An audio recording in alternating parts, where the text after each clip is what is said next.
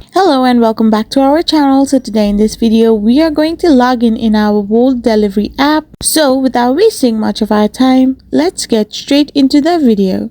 So for this, all you need to do is simply tap open your Wolt app on your device. So once you tap on Wolt, you will be redirected to this kind of interface. So to log in or sign up, simply tap on any of the options that is convenient to you. So here, as we have selected the Google account, simply select any of the Google account you want to open your Wolt app with and type in your country code, your email, your name and last name. Once you've selected your country code as well, you need to tap on the consent button and hit the continue option.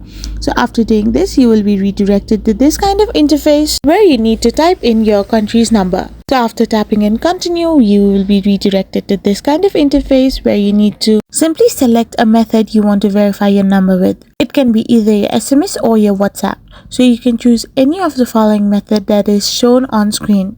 So once you have completed the verification code as well, you will now be able to log in into your Wolt account. I hope you found this video helpful, so don't forget to hit that subscribe button and do give us a thumbs up. We will be back again with more interesting videos. Thank you for watching.